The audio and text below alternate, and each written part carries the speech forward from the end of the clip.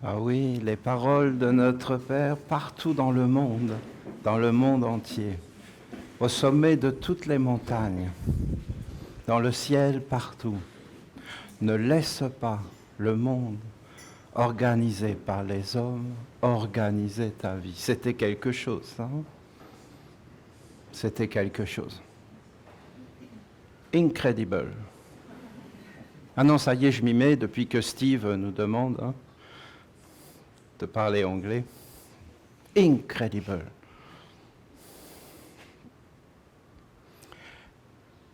Je vais vous lire un message de notre mère, de la mère de tous les êtres, de la maman du monde, de la terre, de la vie, de la stabilité. Mais c'est un message particulier qui n'est pas facile à donner parce que c'est tellement grand que c'est comme toute une science, toute une façon d'être au monde, mais c'est retranscrit comme c'est retranscrit, voilà, parce que comment faire contenir toute une façon d'être au monde dans un message? Disons que c'est comme une invitation, ce message de la mère. Vous voyez, quand elle nous dit « le monde des hommes n'est pas bon », c'est très facile à dire. Je trouve, personnellement, voilà, tu le dis, puis c'est dit. Mais quand elle amène toute une science, tout un savoir, tellement évident, puisque nous vivons dedans, mais pas si simple que ça à attraper, parce que c'est vraiment une science pour la mère, c'est ce que je vois. C'est-à-dire que pour elle, nos yeux sont quelque chose d'utile, ou nos oreilles sont quelque chose d'utile, comme un arbre est quelque chose d'utile, de fondamental, un organe. Et nous, en fin de compte, voilà, nous nous levons le matin, nous buvons un jus d'orange, parce qu'ici, comment faire autrement, hein, c'est tellement bon. Et c'est un goût. Mais pour elle, c'est tout un monde, le goût de l'orange. C'est tout un monde. Et le fait d'avoir le goût, bien pour elle, c'est tout un monde. Mais elle l'a esquissé quelque part, cet enseignement. Hein. Quand elle a parlé de son initiation, elle a dit qu'elle allait nous révéler les vertus dans nos corps d'eau, d'air. Et qu'à la fin, on devient un goût. Et ce que je m'aperçois aussi, c'est que vraiment, pour Dieu, la mère, on est unique. On est réellement des êtres uniques. Mais c'est très, très, très fort. Déjà, l'archange Gabriel avait placé dans les anges pères, dans les anges mères, dans les anges fondamentaux, dans ces 12 anges fondamentaux de son collier, de son zodiaque, de son monde, de son placenta. Il avait placé l'ange de l'individualité. C'est quelque chose, l'individualité.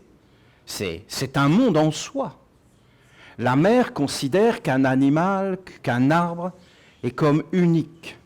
C'est vrai que si tu regardes quelque chose avec amour, ça va devenir unique. Et tu vas découvrir des choses, et c'est sans fin. L'amour est sans fin. Et si tu te mets à aimer une chose, à en prendre soin, à vivre avec, elle va grandir, elle va se développer. C'est beau d'imaginer qu'on grandit sous l'œil bienveillant de l'amour, vous ne trouvez pas? Et que le soleil, la lune seraient l'amour, et que les étoiles seraient des mondes supérieurs de bienveillance. C'est vraiment toute une science tellement grande, je vais vous le lire, mais j'ai eu beaucoup de mal à le transmettre. Voilà. Des fois c'est facile, des fois c'est plus difficile parce que c'est grand. C'est tellement grand, c'est tellement complexe, c'est tellement simple, c'est tellement commun, mais pas commun. Parce qu'on n'a plus l'habitude de regarder le monde de la façon dont elle veut que nous le regardions pour s'approcher d'elle. En fin de compte, la mère a des exigences. Elle a des exigences. Elle a des affinités. En réalité, l'éducation, c'est un moyen d'ouvrir des portes. L'éducation, c'est un moyen d'être ensemble. C'est ça, être éduqué. L'éducation, c'est quelque chose qui devrait nous emmener vers la paix, vers la tolérance, vers l'ouverture et vers la force. Et vous voyez, la force, elle est dans l'individualisation. D'être réellement qui nous sommes dans tout notre être. Mais pour ça, je ne vois pas comment faire en dehors de l'étude. Et d'ailleurs, je vous ai guidé vers ça. Quand je vous ai offert les 4 nobles vérités, les 4 fondamentaux qui sont l'étude, la dévotion, je peux vous dire que c'est une clé. C'est une clé pour notre époque et pour le siècle qui va venir, le millénaire qui va venir. Si les hommes entendent ça, ils vont aller vers des mondes supérieurs et ils seront protégés du mauvais s'ils ne l'entendent pas. L'étude, la lumière du savoir qui vient des mondes supérieurs, de l'air, de l'atmosphère, de la communion. Pour ça, il faut une éducation, il faut être préparé. Une éducation, ça veut dire de régler nos instruments, de nous accorder, d'être en affinité. C'est des grandes, grandes clés qui se ressemblent, s'assemblent. La mère, en fin de compte, nous donne des messages pour nous accorder avec elle. Et si nous sommes accordés avec elle, nous allons vibrer sur la même longueur d'onde et en fin de compte, nous allons rentrer dans une communion. Vous savez, la communion, c'est quelque chose de fondamental. Les chrétiens, où ils pratiquaient la communion, eh bien, derrière ce qu'ils disaient, c'était des très très grandes idées, des très grandes. Cette idée de communion, de communier, bien sûr, ils voulaient communier avec Dieu. C'était magnifique, magnifique, réellement magnifique. Parce que Dieu est une communion. Dieu est un partage. Dieu ne veut pas qu'on lui obéisse. Il veut qu'on soit dans l'amour, dans l'intelligence et dans le partage. Vous voyez la différence entre obéir et partager. Pour partager, il faut avoir quelque chose à donner. Si tu n'as rien à donner, qu'est-ce que tu vas partager? Et pour donner, il faut être soi. Il faut être un individu, une individualité. Et ça doit être donné librement, par choix. Et on ne peut pas négocier le fait qu'on est des individus et la liberté. Et pour la mère, c'est fondamental. Et il faut regarder ça avec les yeux d'une maman qui va regarder que chaque être est à sa place. Et qu'il y en a un qui va produire quelque chose et l'autre va produire autre chose. Et en fin de compte, c'est bon. Et vous voyez ces idées de production, hein, qu'on pourrait croire être négatives. Alors que si on s'approche de la mère, c'est pas du tout négatif. Mais ça ne doit pas être quelque chose de mort. Écoutez, c'est un enseignement tellement incroyable qu'elle dit. D'ailleurs, je vous en parle là maintenant, parce que ce qui est dit dans le message, c'est comme poser quelque chose de beaucoup plus grand. C'est comme un poteau indicateur pour aller vers quelque chose de... Si nous voulons vraiment nous approcher de ce message, il faudra vraiment être une communauté d'individualité libre. Il me faudrait beaucoup plus de temps.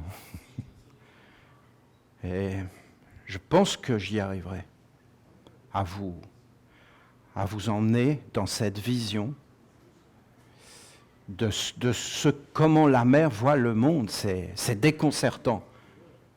C'est pas du tout comme nous. On a été éduqués pour le voir. Nous, on a été éduqués quelque part pour éteindre les lumières. C'est pas une critique. C'est comme ça. Et si on regarde à la lumière du savoir, on peut le comprendre et l'accepter. Et ceux qui nous ont guidés là-dedans, ils l'ont fait parce qu'ils l'ont fait. Je ne vois pas de mal fondamental, personnellement. Si je vous parle personnellement. Devant le savoir, il n'y a pas de mal. Le savoir peut tout comprendre. Le savoir est généreux. Le savoir n'est pas quelque chose qui enferme. Le savoir est neutre. C'est-à-dire que le savoir ne s'intéresse jamais de juger, de condamner. C'est impossible pour lui, parce que condamner, c'est contraire au savoir. Le savoir ne condamne pas, il constate des faits. Et il ne juge pas.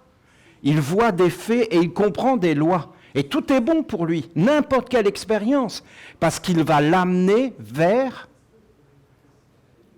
la sagesse. Et dans la sagesse, tout, absolument tout est bon. Tout est bon. Ce qui est mauvais, ce serait de sortir de la sagesse. Mais pour la sagesse, c'est pas mauvais. C'est une expérience qu'elle va analyser, comprendre, et avec ça, elle va faire quelque chose.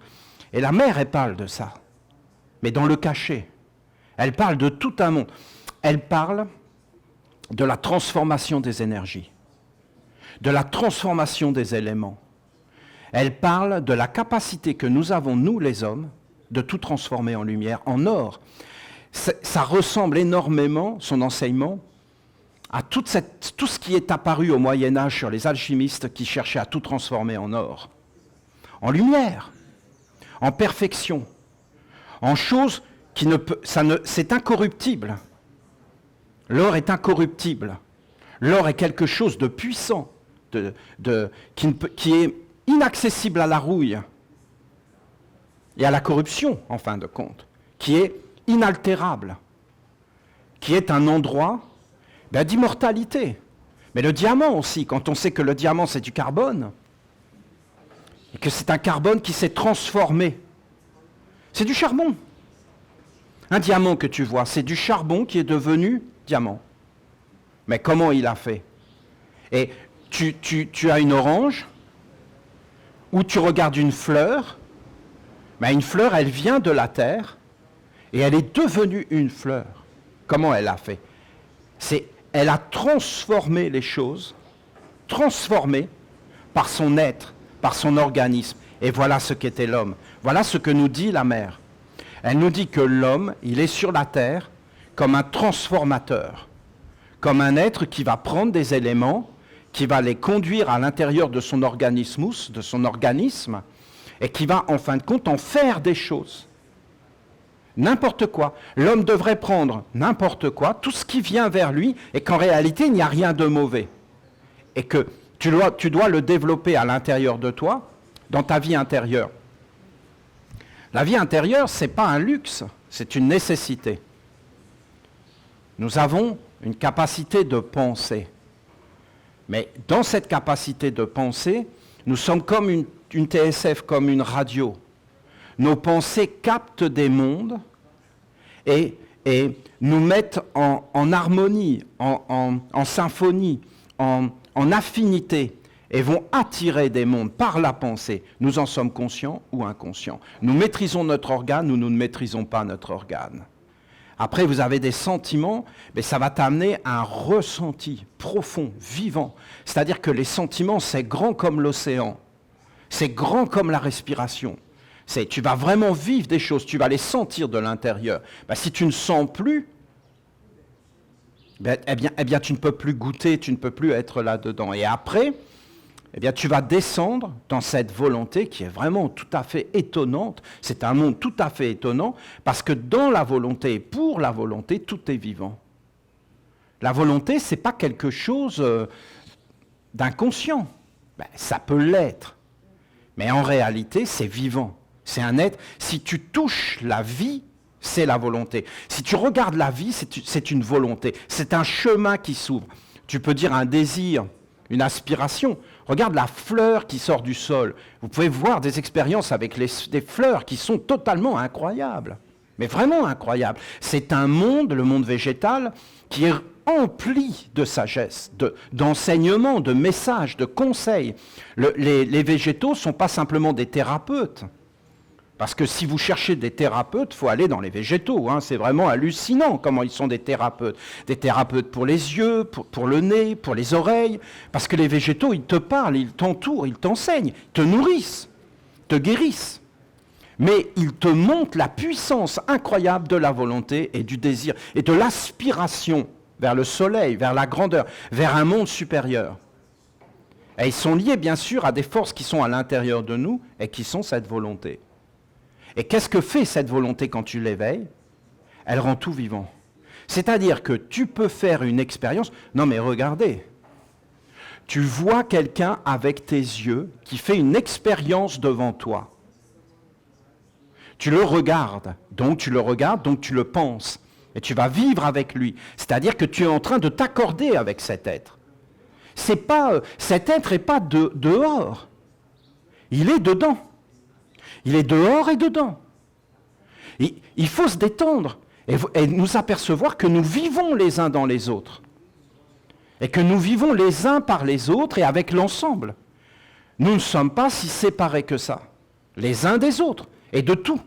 C'est d'ailleurs pour ça que souvent nous voulons nous révolter. C'est parce que nous sentons instinctivement que l'autre fait des choses qui vont nous rendre malheureux ou malheureuses. Et on veut que tout soit en harmonie, que tout soit en ordre, au plus profond de nous. Et alors on va être conduit vers des sphères négatives, de désespoir, de peur. Et là on rentre dans les mondes où on va être digéré. Donc ce n'est pas du tout agréable.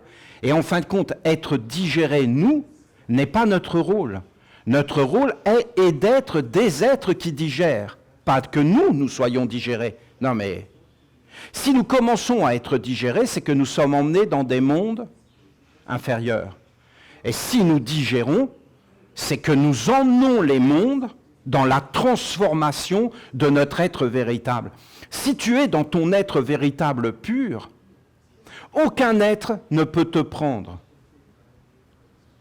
Mais si tu n'es plus dans ton être véritable, n'importe qui peut te prendre, te mettre de la sauce piquante, de la sauce moutarde, toutes les sauces et te manger. Et te digérer. Et là, tu seras malheureux. Tu es conduit, en fin de compte, dans des mondes inférieurs.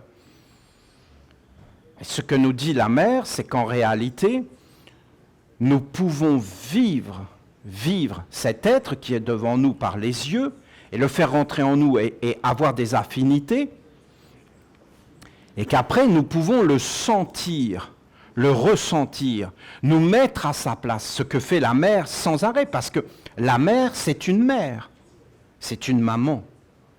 Il ne faut pas l'ignorer. Une maman, elle n'a pas le choix. Elle est obligée de regarder son enfant. Elle est obligée d'être avec lui et de l'aimer. Je vous en prie. Posez vos yeux sur une maman et regardez-la. Et vous verrez que c'est une merveille. Une merveille. Si vous avez la chance de pouvoir assister à un accouchement, c'est qu'il soit animal ou humain, c'est le même. L'animal, il a comme... Regardez la vache, regardez une chèvre. Comment elle va faire attention à son petit. Comment elle va... Mais, alors elle n'a pas les moyens, mais elle est comme inquiète, elle regarde comme ça. Regardez l'attention qu'elle a, regardez les forces, regardez les choses. Et une maman qui vient d'accoucher, c'est comme Noël, c'est comme la crèche. Elle est là, il y a une espèce d'ambiance. Vous pouvez sentir les anges, des esprits de lumière qui sont tout autour. Il y a comme un bonheur incroyable, une libération, quelque chose qui est fait. Approchez-vous d'un pommier qui est chargé de pommes, touchez-le et regardez si vous cueillez la pomme, le bonheur qu'a le pommier. C'est un bonheur, une félicité. Et si il est lourd, la branche pèse. Vous pouvez lever la branche comme ça, vous le soulagez. Et à un moment donné, vous le cueillez et la branche remonte légèrement. Et il y a comme une libération. Et il y a comme quelque chose d'avoir offert et d'avoir partagé ce que j'ai fait et que j'ai mis au monde et que je donne. Et l'autre va le manger et je vais être en lui. Et c'est un partage, c'est une communion. C'est divin. Parce qu'en réalité, le pommier, c'est Dieu. Et tout est divin. Et tout est dans une harmonie. Et là, vous pouvez sentir les forces de Gabriel. Nous pouvons réellement porter un être à l'intérieur de nous. Et la maman, quand ensuite elle va commencer à donner à manger à l'enfant, et qu'elle va ouvrir la bouche, et qu'elle va faire tout un tas de grimaces, et qu'elle va faire des sourires, et qu'elle va regarder l'enfant, elle est en osmose avec lui. Elle est en train de manger en même temps que lui. Et après, l'enfant plus tard va tomber, va se couper. Et dès que l'enfant va se couper, elle va faire... Mais c'est pas ton doigt, voyons. C'est pas toi qui t'es coupé. Mais si. Elle s'est coupée. C'est son corps. Elle ne peut pas faire autrement. Et Dieu, la mère, c'est ça. C'est ça. C'est tous les êtres sont en elle. Elle connaît tous les êtres et elle les porte. Et en réalité, elle te dit, tu peux regarder et penser. Tu peux inviter et ressentir. Et après, qu'est-ce que tu peux faire? Eh bien, tu peux digérer par ta volonté et tu peux te faire un corps de goûter réellement ce que cet être vit.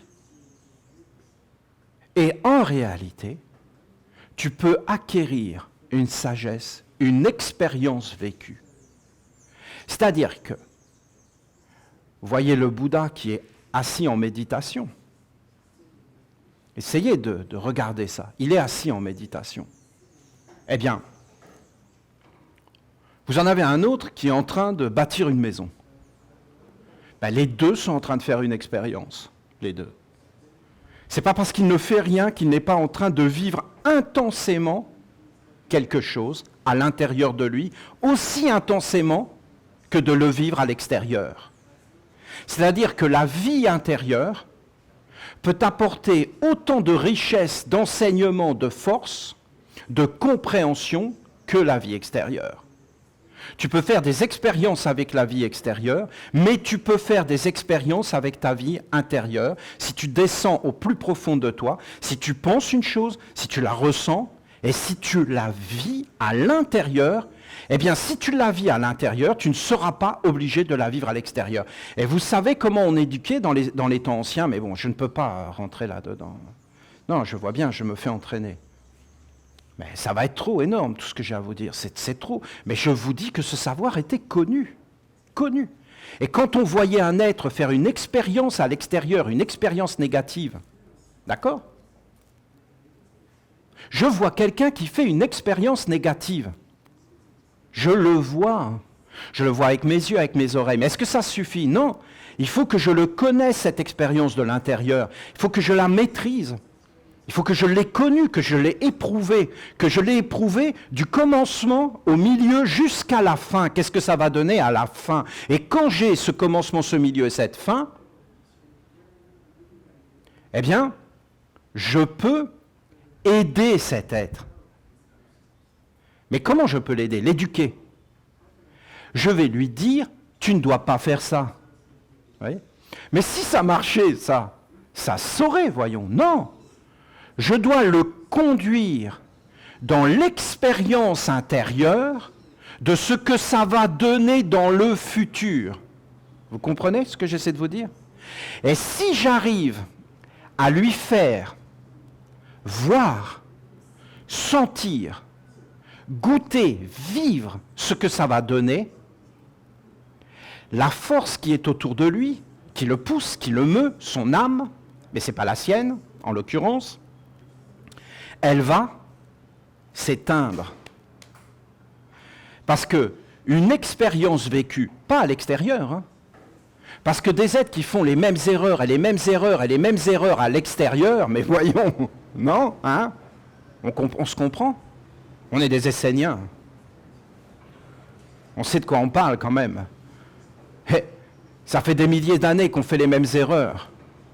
Voyons, des milliers d'années. Toujours la même chose, avec des décors différents, mais c'est la même pièce de théâtre, c'est le même film.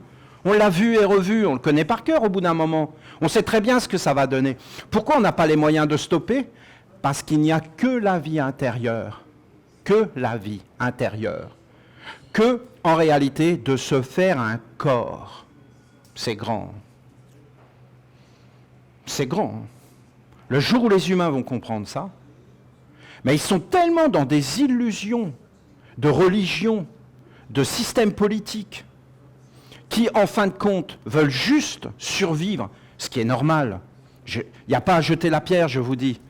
C'est un processus normal. Mais à un moment donné, tu t'éveilles, et là, qu'est-ce que tu fais? Et là, on parle de véritable éducation. De véritable éducation. Et à l'origine, quand quelqu'un faisait un acte réellement négatif, essayez de regarder comment on voit quand on est dans la sagesse. On ne va jamais juger un homme. Bon, il y a eu un crime qui a été fait avec un marteau. Est-ce qu'on a retrouvé le marteau? Hein? Bon, voilà. Oui, on a arrêté le marteau. Bon, vous lui avez mis les menottes parce qu'il est dangereux. Bon, alors prenez le marteau. Voilà, monsieur le marteau. Mais il refuse de se défendre. Il a choisi de garder le silence. Comment on fait? C'est pas grave, c'est des faits. On a trouvé l'ADN de la victime sur le marteau. Non, mais Olivier, arrête de parler, s'il te plaît. C'est tellement stupide ce que tu dis. Oui, c'est quand même ce que font les hommes. Hein. Ils prennent l'humain qui a commis le crime comme un marteau et ils ne regardent pas qui était derrière dans les mondes subtils. Et cet être-là est tout le temps impuni. Et après, qu'est-ce qu'il fait quand il a perdu son marteau? Ben, il va en chercher un autre, il y en a plein dehors. Et il recommence. Tandis que si tu arrêtes cet être-là, là, ça change tout. Et c'était qui avait ce rôle? Les prêtres. Et les prêtres. Et après, qu'est-ce qu'on faisait? Eh bien, l'individu, on ne le punissait pas. On le conduisait dans le fait d'aller jusqu'au bout de ce qu'il a fait pour, en fin de compte, le rendre fort par la compréhension, d'entrer vraiment dans la prise de conscience, dans le pardon, de se faire un corps pour qu'en fin de compte, l'être qu'il avait utilisé ne puisse plus l'utiliser, point final. Et donc cet être ne pouvait plus être relâché ou laissé tant qu'il n'avait pas formé ce corps, où il ne pouvait plus être réutilisé. Voyons, écoutez, voilà ce que nous dit la mère, mais je vous dis, ça rentre dans tous les aspects de l'existence. Et donc, on transformait, exactement comme fait une plante ou une fleur, on transformait les forces brutes en sagesse, en éveil, en liberté, en individualité, et de donner des œuvres, de partager la richesse, pas la pauvreté, d'allumer la lumière, de libérer les mondes, d'être dans un grand respect. Un homme qui voudrait être supérieur à un autre homme serait juste un voleur. Juste un voleur. En réalité, quand tu as ton âme, tu n'as pas besoin de l'âme des autres. Tu as la tienne, c'est suffisant. Ou tu vas la mettre, celle des autres, tu vas la mettre dans des bouteilles. Ça, tu vas en faire une collection.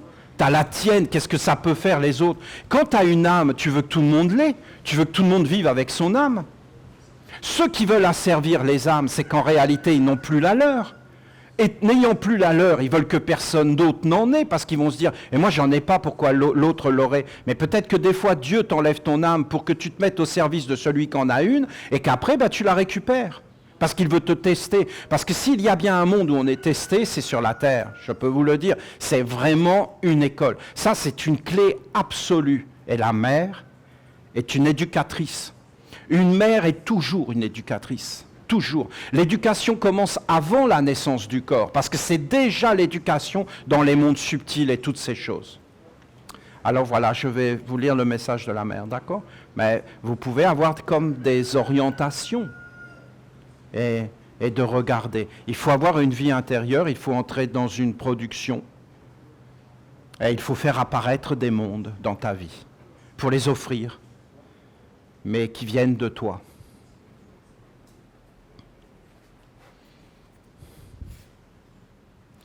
Mes chers Esséniens et Esséniennes, ce qu'il est bon de partager dans la vie, c'est le goût des choses, le goût. Et pour avoir atteint le goût, c'est ce que je vous dis, il faut vraiment être descendu, jusque dans le supra-vivant, jusque dans une expérience intense à l'intérieur de toi, où tu as le goût le goût de la vie. Le goût, c'est lié au cœur, hein, mais en réalité beaucoup plus profond. C'est réel. Le goût te fait vraiment apparaître les choses. Il y a un côté subjectif dans le goût, hein. Il y a un côté culturel. Hein. Il y a des goûts qu'on ne va pas aimer, c'est pas qu'ils sont bons ou pas bons, c'est que culturellement, nous ne sommes pas habitués. Donc c'est quelque chose, le goût. Si on veut vraiment atteindre le goût des choses, on ne peut pas rester à la superficie. Hein. Goûter quelque chose, c'est être avec. Le goût des choses, des êtres, des situations. C'est le parfum que vous pouvez offrir. Et le parfum, c'est automatiquement universel. Ça rentre partout, c'est grand. La souplesse qui vous anime et la clarté qui peut rayonner de vos yeux, de votre souffle, de votre parole, de vos gestes, comme la prolongation de votre vie intérieure, ensoleillée de la présence d'un ange. Qu'est-ce que c'est beau! C'est toute une façon. Il faut que vous entriez à l'intérieur et que vous imaginiez un autre monde où l'homme est éduqué. Et là, vous voyez que chacun de nous a un parfum, a un goût, a une saveur. C'est agréable, la souplesse. Vous ne trouvez pas?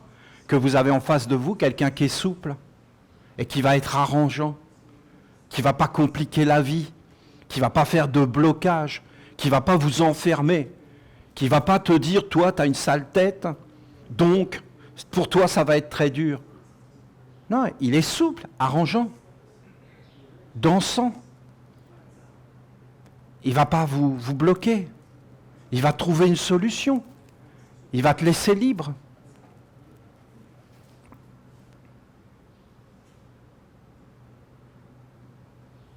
Un rayonnement de partager la vie, le goût, le parfum, d'être cultivé, d'avoir une culture qui nous conduit vers des mondes supérieurs, vers des relations, vers des bons repas,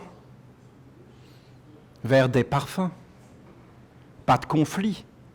Mais il ne faut pas non plus que... Vous voyez, il faut être souple. Il faut l'attraper. Il faut le comprendre.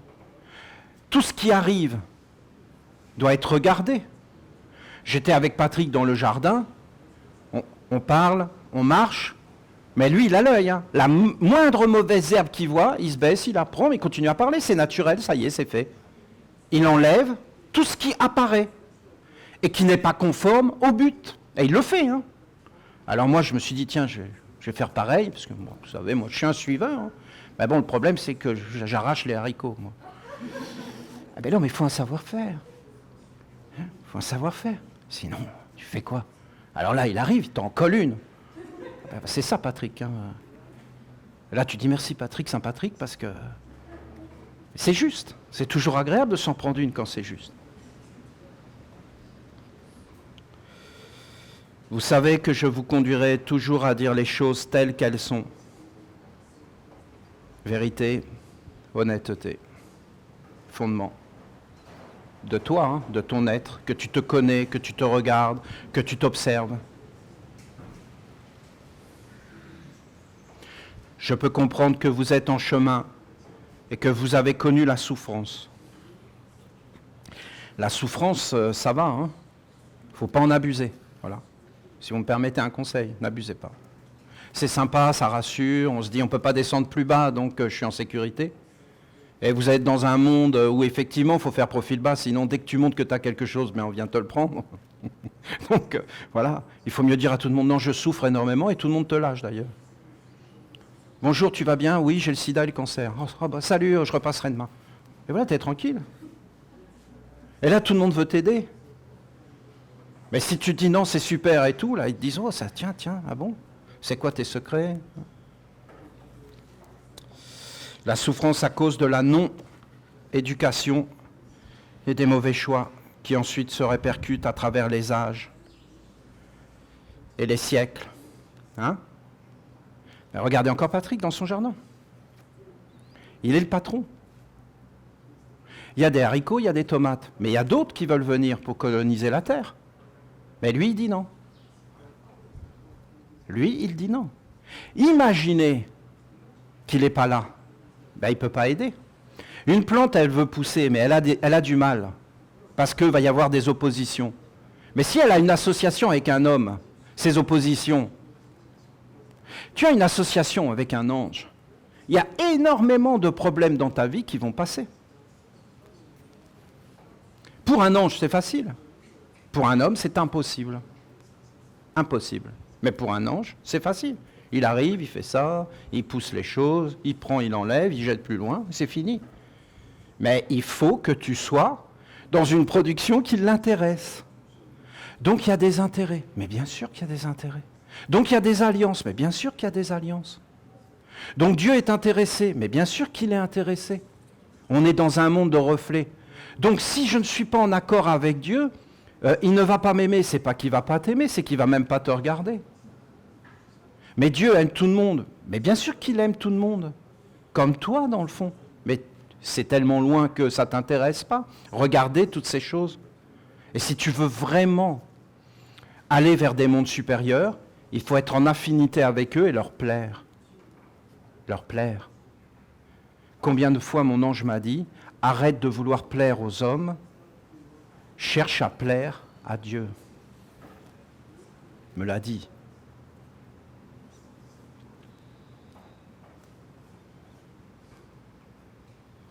Une fois que cela est fait, c'est fait. Et il faut juste le reconnaître, l'accepter et ne pas dramatiser. Une fois qu'on a été mal élevé, une fois qu'on a été mal ensemencé, bien c'est pas grave, c'est comme ça. Il faut juste le reconnaître. Vous avez les ignorants, ceux qui ne se posent pas de questions.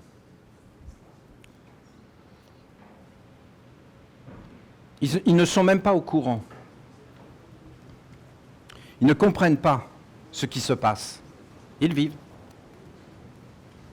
Si vous le regardez, autour d'eux et à l'intérieur, aucune porte n'est ouverte. Puis vous avez les êtres qui, comme vous, cherchent à comprendre, à éveiller le savoir. Celui qui éclaire, libère et apporte des prises de conscience. Et si vous regardez un être qui a une prise de conscience, en réalité c'est un monde subtil qui a trouvé des moyens d'avoir des organes à l'intérieur pour le toucher et lui parler. Voilà, c'est ça qui se passe.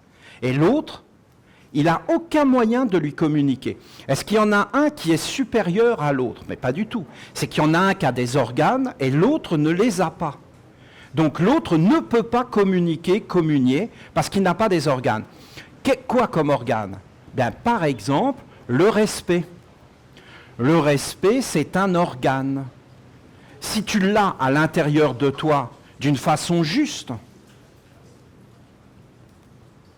eh bien, il va se mettre à engendrer des prises de conscience et va permettre à une énergie supérieure, à une présence supérieure de lumière, de venir toucher ta terre et d'engendrer des processus. Et si tu as un faux respect, une mécanique, quelque chose comme ça, parce qu'on t'a dit, voilà, tu dois être respectueux, ferme-la, eh bien, en fin de compte, à partir de ce moment-là, tu vas être dans quelque chose qui n'est pas vivant, qui ne respire pas, qui n'a pas de goût, qui n'a pas de parfum. Et en fin de compte, tu es mort. Et donc, on ne peut pas t'atteindre. Dernière parole de Jésus. Père, pardonne-leur, ils ne savent pas ce qu'ils font. Mais il n'y a rien à pardonner. Quelqu'un qui ne sait pas ce qu'il fait, il n'est pas responsable. S'il n'est pas responsable, est-ce que quelqu'un qui ne sait pas ce qu'il fait est responsable? Ben non, il est ignorant. Il ne peut pas être condamné, voyons, il est ignorant. Il fait les choses, mais il ne les comprend pas. Donc il ne peut pas être responsable, donc il ne peut pas être individualisé, donc il n'est pas. Un être qui n'est pas responsable, qui est ignorant, n'est pas. Point final. Réfléchissez. Et là, vous allez comprendre le processus de l'individualisation. Quelle est la différence entre un homme et un animal ?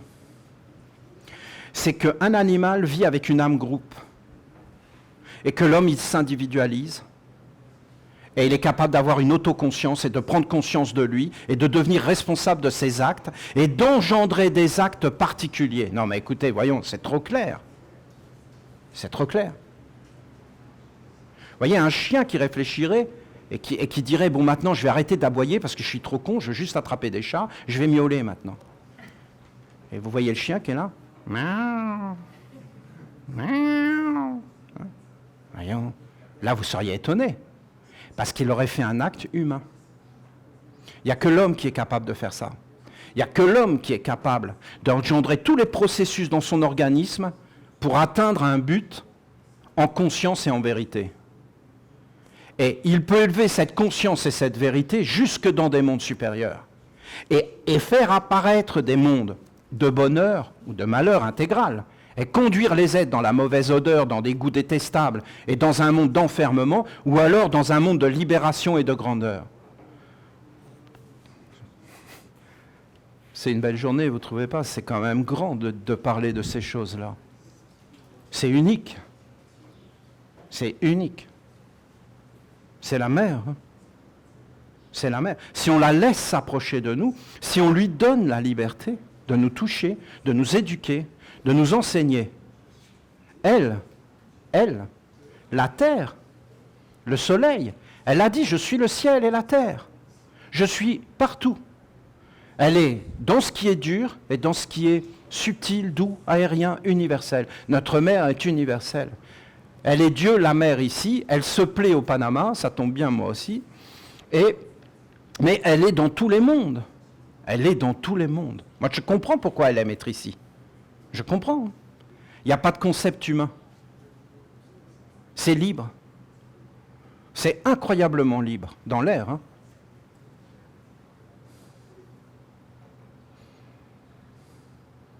Voilà, donc, si tu vas vers le savoir, alors c'est que tu quittes l'ignorance. Mais si tu vas vers le savoir, il y a une responsabilité. Et pourquoi ?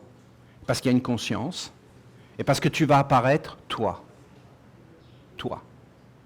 dans ton être, unique, dans ton parfum, dans ta couleur.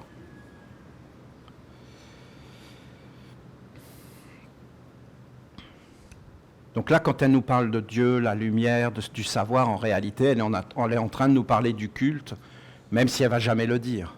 Et qu'en réalité, c'est ce culte de la lumière. Mais ce culte de la lumière, si on s'approche de la mer, ça va devenir encore plus réel, encore plus précis.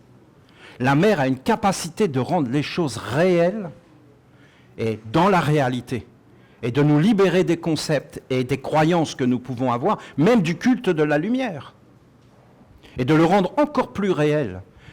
Elle parle de la lumière, qui se transforme en corps, en goût, en saveur, en tout. Elle parle d'un savoir universel qui rend tout dans le savoir, dans la beauté, dans la clarté. Le savoir est la lumière de Dieu et il doit être accueilli avec une responsabilité et une conscience en éveil. Savoir, c'est s'unir à la lumière de Dieu. Si tu as le vrai savoir, c'est que tu es avec Dieu. La lumière est un esprit vivant et lorsqu'elle entre en l'homme pour l'éclairer et le conduire, c'est semblable à l'acte du mariage et de l'enfantement. Donc je vous dis, il y a une très grande responsabilité d'être dans le savoir. Mais alors, nous ne sommes pas libres. Mais non, cette notion de liberté fausse qui conduit vers l'esclavage, parce qu'il n'y a plus de respect, qu'il n'y a plus de subtilité, elle n'est pas bonne. La liberté, ce n'est pas de faire tout ce qui me passe par la tête, sans respect, sans harmonie. La liberté, c'est en fin de compte d'être en accord avec tous les êtres, et c'est ça qui libère. Et d'être dans le respect. Dès que tu quittes le respect, le vrai, l'ange, c'est terminé, il n'y a plus de liberté. Et donc, en réalité, la lumière ne t'appartient pas à toi. C'est un être supérieur qui vient vers toi pour t'éclairer, pour partager sa vie avec toi. Mais lui, il veut une contrepartie, cet être. Ce n'est pas gratuit. Il vient vers toi parce qu'il veut entrer en toi et il veut devenir ton corps. Il veut que tu sois un être savant. Mais pas savant comme les hommes appellent savant. C'est quelque chose de très simple. Il veut que ce qu'il t'a montré et t'a éclairé par une prise de conscience, eh bien, il veut que tu le penses, il veut que tu le sentes, il veut que tu le vives de l'intérieur jusqu'à devenir un goût, un parfum, un partage. Voilà ce que dit la mère. C'est une transformation des forces que font les plantes. Que lorsqu'une plante touche la terre, elle est un savoir vivant de ce qu'était la terre. Tu manges une orange, une tomate, un abricot. En réalité, tu manges ce qui était dans la terre et qui s'est révélé par un savoir que tu ne pouvais pas voir avant que ce savoir prenne un corps. Et le grand savoir qui est Dieu veut que Dieu soit montré et révélé à travers tout ce qui existe, mais Dieu ne peut pas se montrer à travers un corps. Il faut qu'il y ait toute la subtilité des sens jusqu'à l'intelligence et qu'après ça emplisse tout et que Dieu gouverne.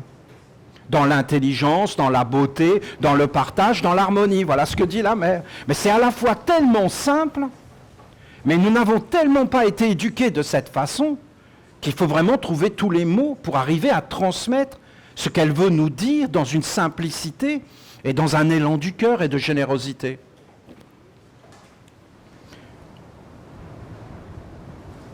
C'est un mariage. C'est-à-dire que je me pose une question et j'ai la réponse, eh bien, la réponse qui me vient est vivante. Voilà le concept. Et non seulement elle est vivante, mais si elle vient vers moi, c'est pour s'unir à moi. J'avais qu'à pas poser la question. J'avais qu'à pas aller vers. Ouais, mais j'ai pas le choix. Parce que je suis perdu. Eh bien, donc si tu es perdu, que tu as quelqu'un qui vient t'apporter la réponse, mon ami, tu dois l'accueillir intégralement, l'écouter, le goûter, le sentir, le respirer, le tester, regarder, le vivre, vivre avec, te transformer, pour en fin de compte devenir le fruit de la réponse. Et la mettre au monde comme une épouse. Si tu veux aller vers Dieu, le côté féminin est plus intéressant. Moi, je ne veux pas aller vers Dieu pour le féconder, voyons, c'est stupide. Je veux aller vers Dieu pour être son épouse et qu'il mette sa semence en moi comme une lumière de savoir qui éclaire le monde dans la douceur, dans la liberté, dans le respect, dans tous ses anges. Et en fin de compte, mettre son enfant au monde. Bâtir sa maison, m'occuper de sa maison, c'est être un prêtre. Un prêtre est essentiellement féminin. Essentiellement. C'est un acte féminin. D'ailleurs, Krishna n'est entouré que de gopis, c'est-à-dire, si tu traduis ce que ça veut dire, c'est des gardiennes de vaches. C'est comme ça qu'ils appellent les prêtres qui sont exclusivement féminins et c'est interdit aux hommes, la prêtrise, chez Krishna. C'est marrant. C'est marrant. Mais ça n'a rien à voir avec l'apparence du corps. La polarité est intérieure. Quand tu vas vers Dieu, tu dois être une femme, et quand tu vas vers le monde des hommes, tu dois être un homme. Jamais ouvert, jamais fécondé. C'est toi qui féconde et qui ensemence. Et tu es toujours fermé. Et c'est toi. Parle toujours, tu m'intéresses, j'écoute rien. Rien de ce que tu me dis, tout est fermé, j'écoute pas, j'ai mon but, je poursuis, je ne fais que passer dans ce monde. Je me cache, je suis invisible, je suis voilé. Personne ne me voit. Je n'ai pas besoin de porter de voile, je peux me voiler de toutes sortes de façons, avec des vêtements, avec des perruques, avec des lunettes. Je peux m'amuser. Vous comprenez? Je peux être voilé en me baladant tout nu dans un camp de nudistes. Je suis voilé. Personne ne me voit. Et par contre, si je vais aller vers Dieu, je vais m'ouvrir, je vais être dans la pureté, je vais vouloir être une femme. Je vais vouloir être rempli par lui, par les anges, par la beauté, par la grandeur. Il n'y a pas de problème, je vous assure qu'il n'y en a pas.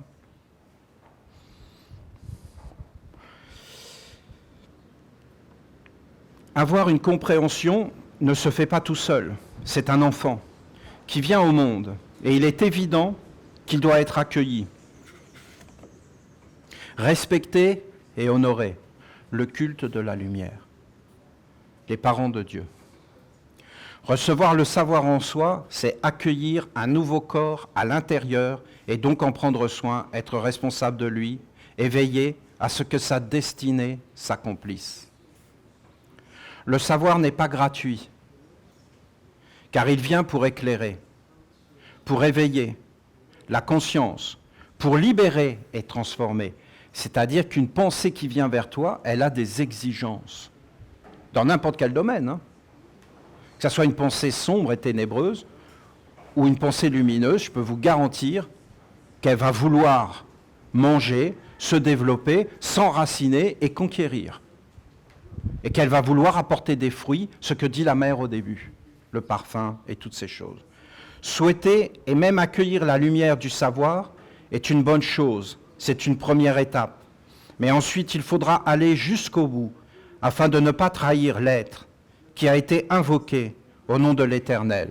Voilà, c'est nous qui faisons ça. C'est-à-dire que nous, c'est terrible, nous les Esséniens. Nous invoquons réellement, nous. Nous invoquons des êtres en conscience. Et nous avons appelé Dieu la lumière avec les anges, les archanges, avec la mer maintenant. Et nous lui avons préparé un endroit, une statue, nous avons tout entouré d'écritures. Nous avons prononcé des paroles des archanges, des psaumes pour le nourrir. Et en fin de compte, nous voulons être sur la terre son corps et sa manifestation, jusque dans la vie terrestre. Et jusqu'à créer un nouveau monde dans le monde, puisque c'est incroyable, vous le chantez quand j'arrive, la parole d'Uriel. Ne laisse pas le monde des hommes organiser ta vie. Donc en fin de compte, ça veut dire que c'est toute une organisation. Et dans organisation, vous entendez organe et donc corps. Ça va loin. Hein. Ça va loin tout ce que je vous dis. Hein. C'est incroyable d'entendre des paroles comme ça. C'est ce que je pense. Hein. De la mer, hein, je vous dis. De la mer, de Dieu la mer. Je suis désolé d'être un peu long, mais vous comprenez, c'était tellement grand ce qu'elle dit que je n'y arrive pas. Donc je prends mon temps. Hein.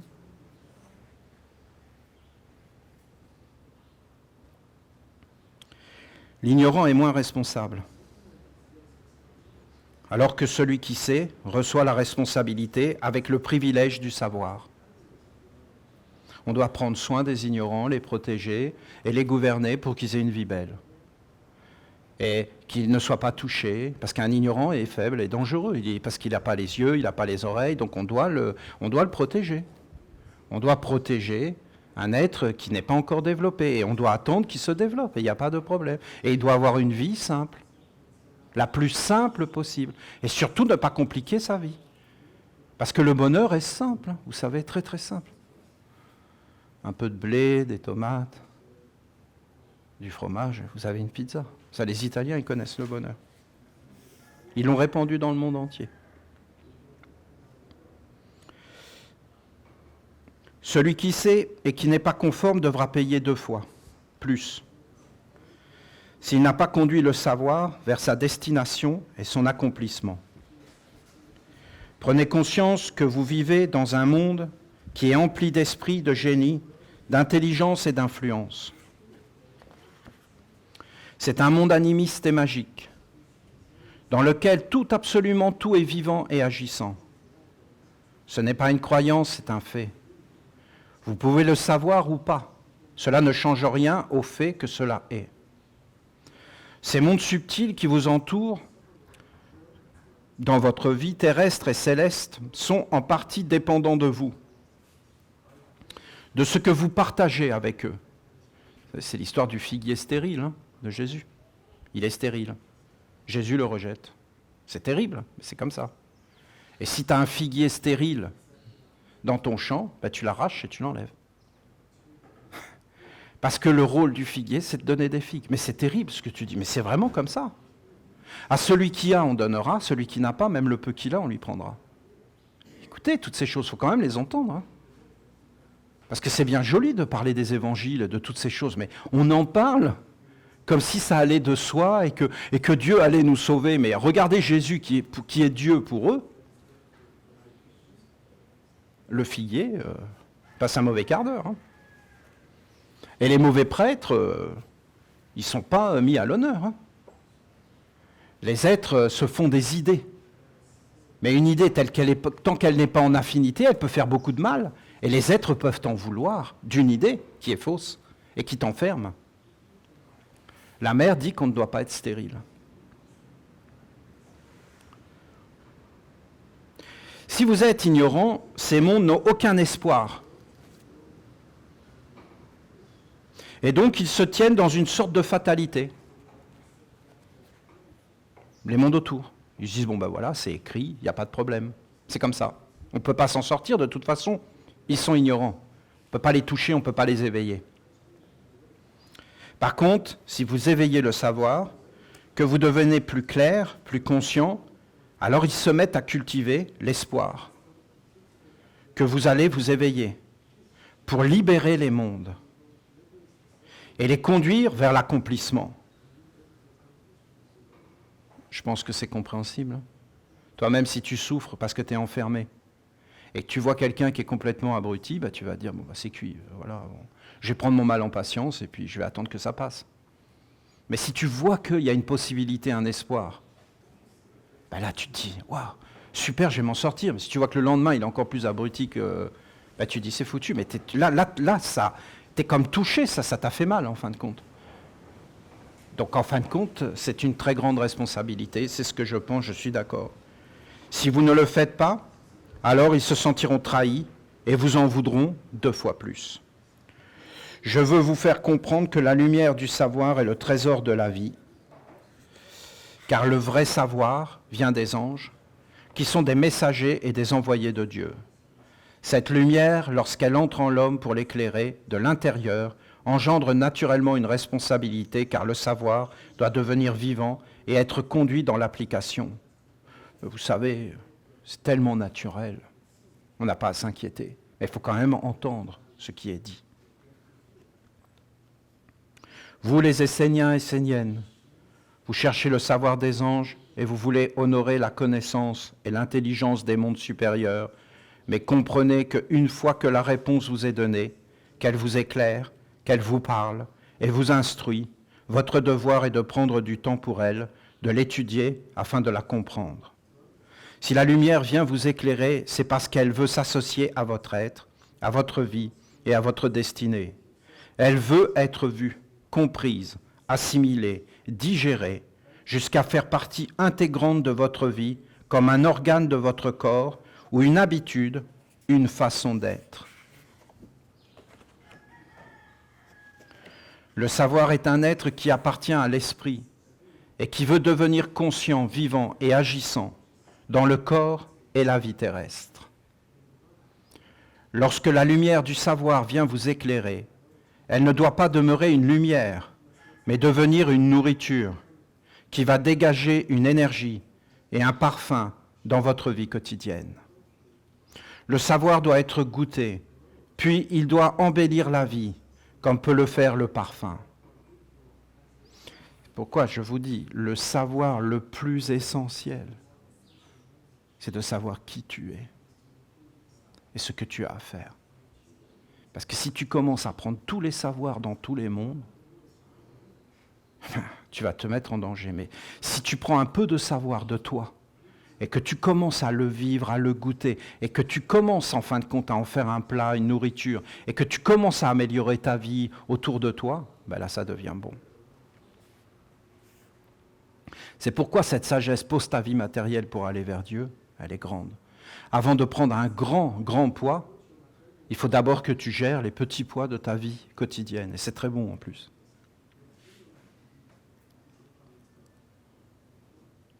Le savoir doit être goûté, puis il doit embellir la vie, comme peut le faire le parfum.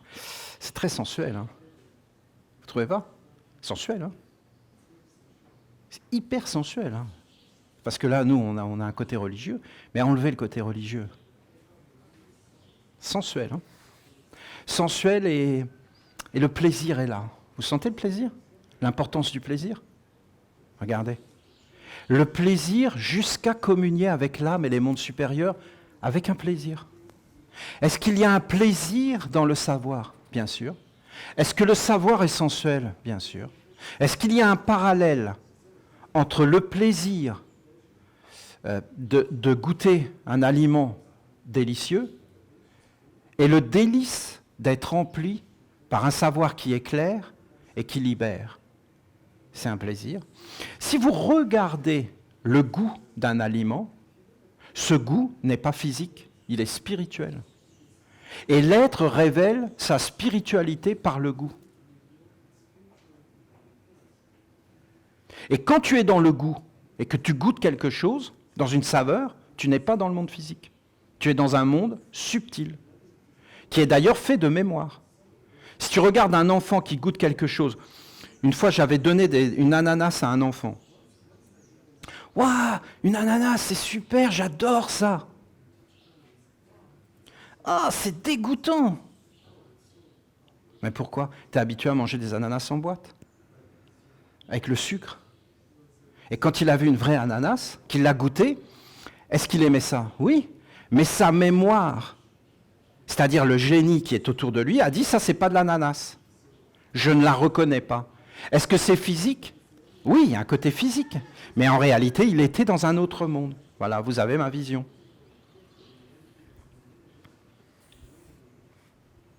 C'est très sensuel, voilà.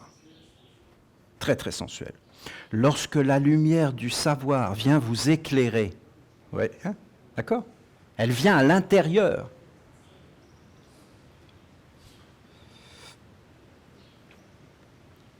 Elle ne doit pas demeurer une lumière, mais devenir une nourriture, un goût, une saveur, un plaisir, c'est sensuel, qui va dégager une énergie et un parfum dans votre vie quotidienne. Marie-Madeleine, qui met de l'huile sur les pieds de Jésus et qui se frotte avec ses cheveux, je ne sais pas comment se tenait Jésus, mais je peux vous garantir que c'est quand même chaud. Non? C'est sensuel. Il y a un côté plaisant. Il ne faut pas enlever tout ça, vous comprenez? Elle nous dit qu'il ne faut pas enlever la sensualité de la vie, que la vie est sensuelle, et que le plaisir fait partie de la vie, que le plaisir est une bonne chose, un bon guide, mais qu'il doit être conduit vers l'âme et vers les mondes supérieurs, et que de communier avec Dieu, c'est un plaisir, un bonheur, une joie, une culture, une beauté, une merveille, une splendeur, une simplicité, un bonheur, des bonnes relations, le cœur, l'amour, des choses simples, des relations équilibrées, posées.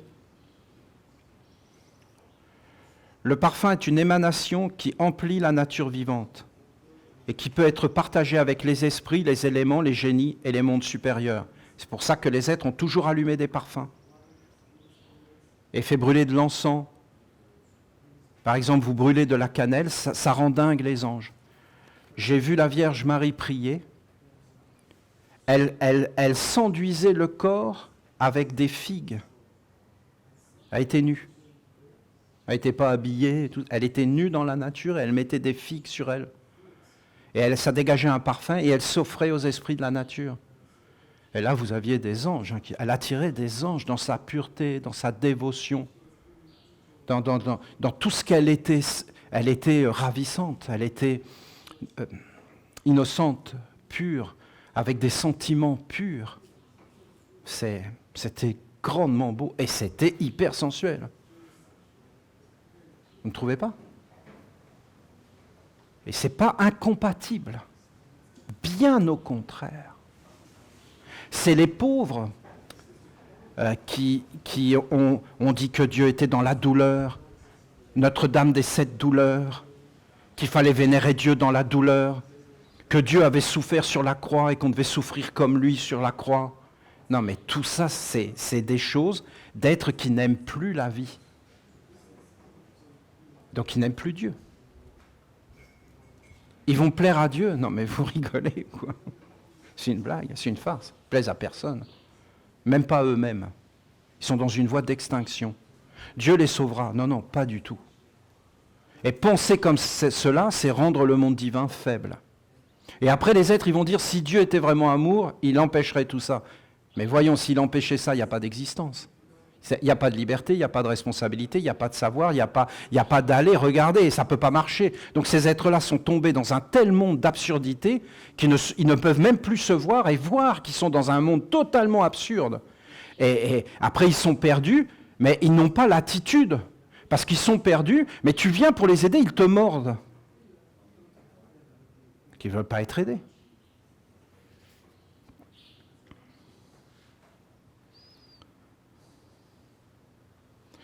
Ne demeurez pas attachés au passé et à ce qui est négatif, mais prenez en compte ce que vous pouvez faire maintenant. Celui qui chemine depuis un certain temps sur la terre pourra bénéficier de la sagesse des âges, ce qui lui permettra de comprendre que le monde de l'homme n'est pas satisfaisant.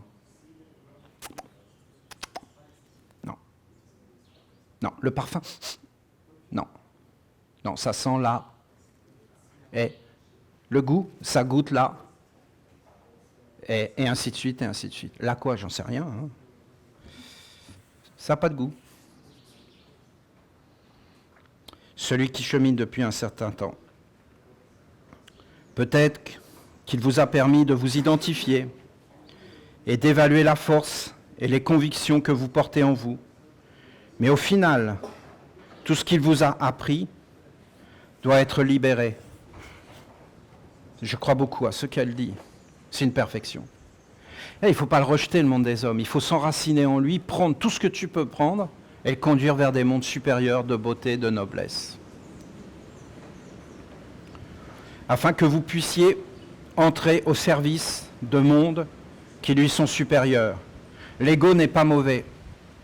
S'il vous pousse à vous relier avec votre âme immortelle et à découvrir votre vraie nature. Donc vouloir des choses, aspirer vers des choses, vouloir goûter des choses n'est pas mauvais. Mais si tu ne veux le goûter, le vouloir et le vivre que pour la mort, que pour le corps, ben en fin de compte, ça va tuer le plaisir. Tu jeûnes pendant un certain temps, puis tu manges. C'est délicieux. Et puis là, tu manges et tu perds le goût. Et à la fin, quand tu ne vis que pour le corps, tu perds le goût. Mais si tu commences à faire venir un monde supérieur de grandeur, d'immensité, ben ça devient sans limite. C'est de l'alchimie, hein. C'est de la transformation. Donc, l'ego peut devenir quelque chose, c'est-à-dire de vouloir vivre soi, peut devenir quelque chose de profondément négatif qui va tout éteindre, mais ça peut aussi devenir quelque chose de profondément positif parce qu'il va tout diriger vers la lumière supérieure et donc ça va devenir une grandeur. Rien n'est mauvais.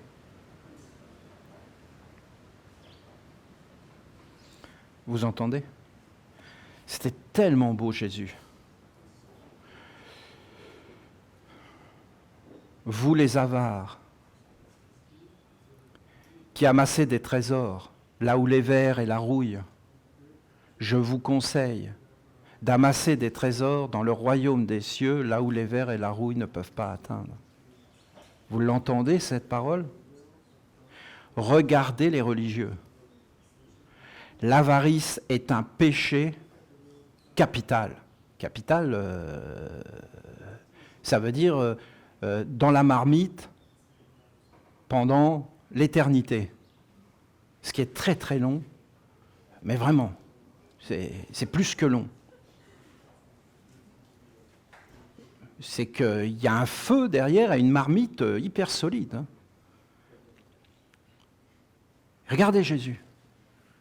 Salut les bouffons, je traduis en langage moderne, salut les bouffons, vous êtes des avares un peu minables, votre avarice vous conduit à accumuler des trésors là où vous allez les perdre, alors que l'avarice suprême, celle des maîtres, c'est d'accumuler des trésors dans l'immortalité et la grandeur. Donc vous êtes des petits avares et je vous dis de devenir des grands avares. il ne condamne pas l'avarice. Il s'en sert pour faire apparaître quelque chose de plus grand. C'est grandiose. Je ne comprends pas qu'en 2000 ans, il ne s'est pas compris les paroles de Jésus. Je ne le comprends pas. C'est incroyable quand même, vous ne trouvez pas? Elles sont trop claires, non? Elles sont là devant nous. Et eux, ils ont fait tout le contraire. Ils ont condamné, ils ont dit non, vous enlevez, ils ont coupé toutes les racines. Donc après, vous aviez des plantes en suspension dans l'air, plus de racines, plus rien. Donc en fin de compte, plus de goût, plus de saveur, plus de parfum, plus de bonheur, plus de joie, plus rien, plus de force. Donc tout éteint, à la fin tout est éteint, à la fin tu es tout sec, il n'y a plus rien, tout est interdit, tu ne peux plus t'amuser, tu ne peux plus vivre, tu ne peux plus goûter, tu ne peux plus être dedans, tu ne peux même plus digérer, tu ne peux plus rien faire. Donc t'attends que ça se passe, t'attends qu'ils viennent te chercher pour aller au paradis. Et tu n'as pas envie d'y aller quand tu vois leur tête de tous ceux qui y vont. Ben non, tout sauf ça, sérieux. Il faut mieux que tout s'éteigne. Hein. Ils ont compris d'ailleurs, c'est ce qu'ils cherchent à faire. De vous émane un goût. Voilà. Sachez que quoi que vous fassiez, vous ne pourrez jamais enlever la réalité et la suprématie de la vérité. De vous émane un goût, un parfum, un rayonnement, et même si vous essayez de le cacher, à travers des maquillages et des apparences, cela reste. Donc, tu as un goût, tu as une saveur pour des mondes supérieurs, et tu peux faire tout ce que tu veux dans le monde des hommes. C'est très marrant, le monde des hommes, vous les voyez, ils essaient d'être discrets, alors ils sont comme ça. Oui, effectivement, oui. Oui, bien sûr. Ils essaient de sentir, qu'est-ce que je sens? Et tout doit être maquillé, tout doit être caché, on doit être conforme. C'est marrant, vous ne trouvez pas? Et même c'est inquiétant, alors après, vous les voyez se lever. Hein? Mais tout est dans les gestes, ça se voit tout se voit. Si tu as les yeux, tu vois tout. Tout est vu. Alors les mondes invisibles, c'est pire. C'est pire. Mais les hommes se sont tellement cachés pour pas qu'on les voie, parce que c'est un monde où on se cache, on ne veut pas apparaître. Donc si tu ne veux pas apparaître, mais qui va fleurir, ce n'est pas un monde de floraison et d'aller vers des mondes supérieurs. Hein. C'est même pas un monde de racines, puisqu'on ne goûte même pas et qu'on ne transforme pas. C'est un monde de rien du tout. Apprenez donc réellement à vous construire une vie intérieure dans la réalité, afin que votre goût et votre parfum soient conformes à ce que vous êtes devant les mondes invisibles. Souvent, je constate que les hommes et les femmes mettent tout en œuvre pour éviter le processus qui engendre la transformation intérieure de leur vie extérieure. Pourquoi? C'est un processus naturel et nécessaire qui conduit à l'épanouissement. Une vie morte, des yeux, des oreilles. On ne conduit pas les choses à l'intérieur pour les vivre intensément, pour regarder tout ce qu'il y a derrière, pour en faire réellement l'expérience, pour réellement le comprendre, pour réellement conduire le savoir dans quelque chose qui, si c'est négatif, ne va plus jamais se reproduire parce que c'est acté, c'est certifié, c'est vu, c'est compris, c'est goûté, c'est senti. Donc ce ne sera pas reproductible. Mais on va toujours refaire les mêmes expériences, toujours faire les mêmes choses et toujours vivre dans les mêmes mondes, qu'on va se transmettre de génération en génération, même si c'est négatif. Alors qu'il suffirait d'être vivant, de conduire ça, d'avoir un sens du goût, d'avoir une éducation, d'avoir une culture, et on stopperait tout ça et on passerait à quelque chose de beaucoup plus grand. On n'en parlerait même plus, d'ailleurs ça n'a aucun intérêt. Parce qu'on vivrait autre chose dans un autre monde. L'important, c'est de vivre les mondes supérieurs dans notre vie. Et même d'être soi-même. Hein. C'est à cause de ce processus que dans toutes les religions, les dévots se sont servis de textes sacrés pour faire passer un message supérieur, pour amener un état d'être particulier, pour engendrer une communion, un chant de vie, un parfum, ou alors ensuite ils se sont emparés de ça d'une façon négative, pour justifier leur vie inactive et stérile. C'est-à-dire que c'est vrai, tous les envoyés de Dieu, les messagers de Dieu, il y en a très peu. Très peu, qui sont venus sur la terre. Des vrais, hein. Eh bien, tous, ils ont fait apparaître des textes. Des textes supérieurs pour que les humains se relient. Parce que par la lecture des psaumes, que ce soit les Puranas, les Védas, qui sont des œuvres inouïes, le Tao Te Ching, c'est très pauvre ce qu'on a gardé. Mais il n'y a aucun mot pour parler du Tao Te Ching. C'était une splendeur, mais immaculée, c'est immense, c'est même pas concevable. Une intelligence supérieure, presque concrète, qui parlait, qui enseignait. Et les hommes pouvaient, grâce à ce Tao Te Ching, avoir accès à la lumière. Les hiéroglyphes égyptiens, ça a duré des millénaires.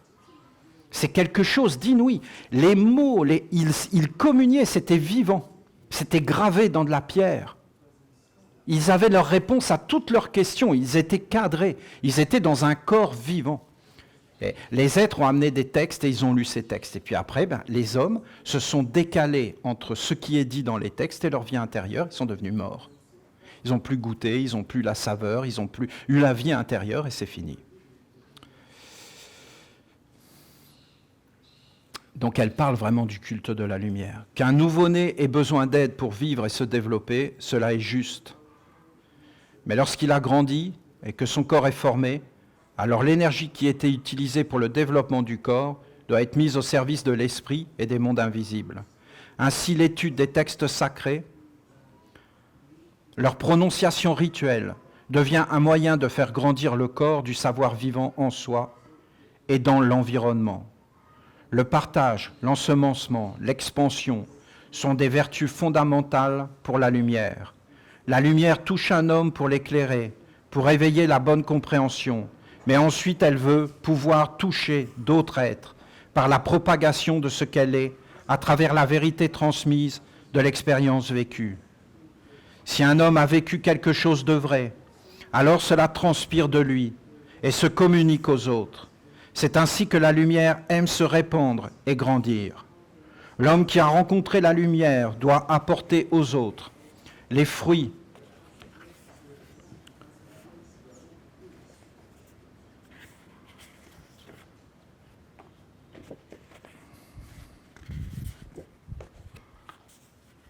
savoureux de son être, avec sa propre parole, ses gestes, son identité, son propre parfum, son être. Tu dois te donner à manger aux autres dans ton être véritable, authentique, avec ce que tu es, avec ce que tu aimes, avec ce que tu as mis au monde. Tu dois être un créateur, tu dois être un être qui transforme les choses. Il n'y a rien de plus beau qu'un être, que quelque chose qui est envoyé à un homme. L'homme le prend, le mange, le transforme et en fait quelque chose de beau, une prière, une élévation. Alors la vie se transforme et c'est ce que font les plantes et les arbres. Son propre parfum et avec son goût. Cela devient un partage. Le monde des hommes reçoit le partage de l'expansion de la vie. Mais les mondes subtils se nourrissent aussi de la sagesse des mondes et de la vie supérieure qui apparaît dans et à travers les hommes et qui conduit tous les règnes vers la libération et un accomplissement. Comprenez qu'il est fondamental que tout ce que vous recevez, vous le conduisiez dans la transformation et la sublimation intérieure, que vous le teintiez du rayon de votre être et que vous le transmettiez comme votre propre fruit.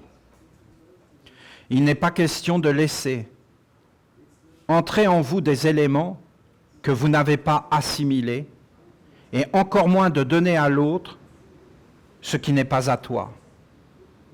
Si le savoir vient vers vous et qu'il vous éclaire, alors vous devez le conduire vers l'éveil de la conscience et l'assimiler dans votre vie intérieure jusqu'à le rendre réel comme une expérience vivante qui va être digérée afin de devenir une force, une évidence, une nourriture que vous pourrez offrir à d'autres afin de leur transmettre le savoir. C'est de cette façon que vous parviendrez à régénérer et à faire grandir votre être, à renouveler vos cellules et à faire apparaître un corps subtil et une vie tissée par des influences d'intelligence, de sagesse, de compréhension grande et universelle. L'individualisation de Dieu à travers la lumière du savoir qui prend un corps, c'est la plus grande œuvre que vous pouvez accomplir sur la terre. Donner à l'autre une chose qui ne vous appartient pas, que tu ne connais pas, que tu n'as pas expérimenté, qui ne vient pas de toi, que tu n'as pas assimilé, c'est du vol. Et cela affaiblit le savoir. Ce que tu offres à l'autre doit toujours venir de toi et être vivant en toi. Tu peux prendre un élément à l'extérieur, mais tu dois le vivifier en toi jusqu'à le rendre tien dans ta pensée, ton cœur, ta volonté, jusque dans ton corps. Si cela n'est pas fait, ce qui est transmis n'est pas vivifié par le ciel, par la terre, par l'âme, par l'intelligence, le cœur, la volonté et le corps, et cela devient stérile.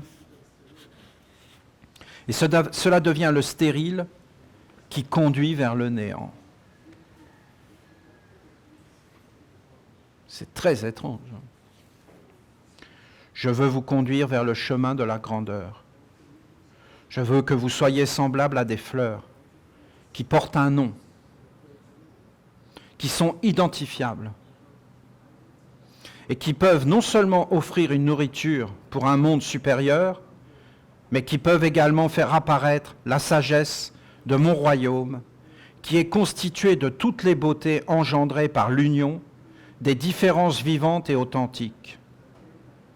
Je suis l'union et l'accord bienheureux de toutes les influences qui constituent un seul parfum et une seule beauté qui réjouit l'ensemble des créatures qui vivent en moi et par moi sur la terre.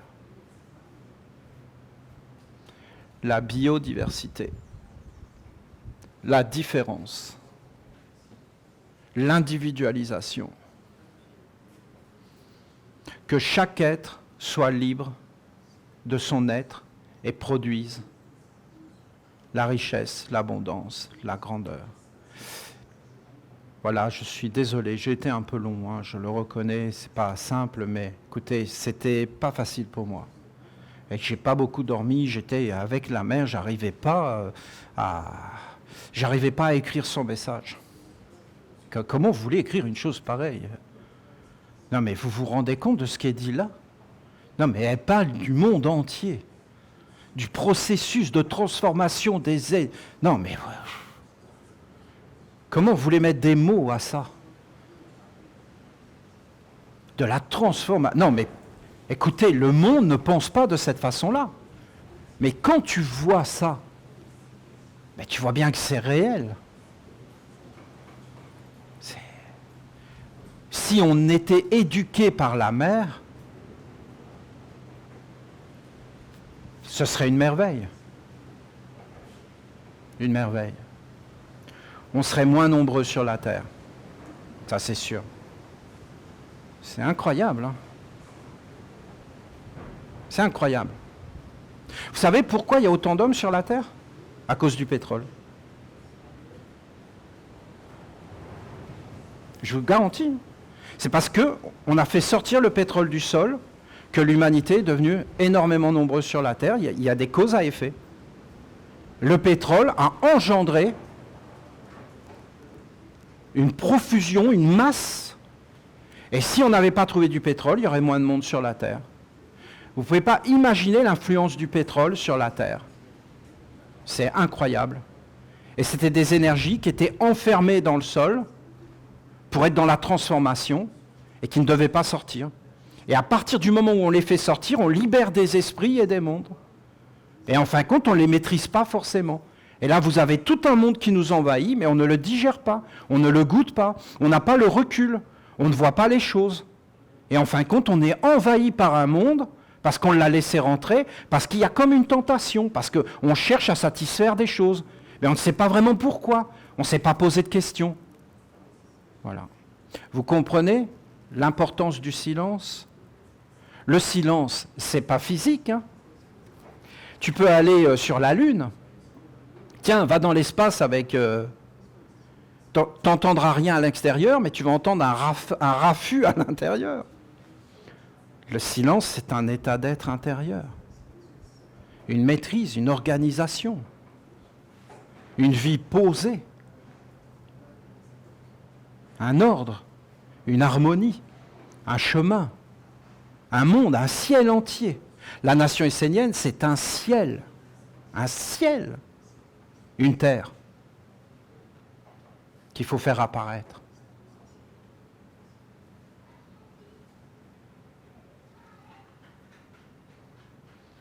ça ne peut être compris que dans le silence, que dans le recueillement, que dans une vie organisée, pour pouvoir, en fin de compte, commencer à goûter, à éveiller nos sens, à nous dégager de certains mondes et à regarder le monde d'une autre façon. Je vous souhaite la belle journée. Peut-être ces textes pourront être médités à un moment donné. Pour l'instant, c'est juste d'essayer de faire apparaître l'enseignement de la mer. Ben là, nous arrivons presque au but de notre congrès. Quel beau travail. Vraiment, soyez profondément remerciés. Soyez remerciés. C'est un magnifique travail. Quand je vois les transformations à l'intérieur de vous, tout ce que vous avez compris, vous comprenez le message tellement important.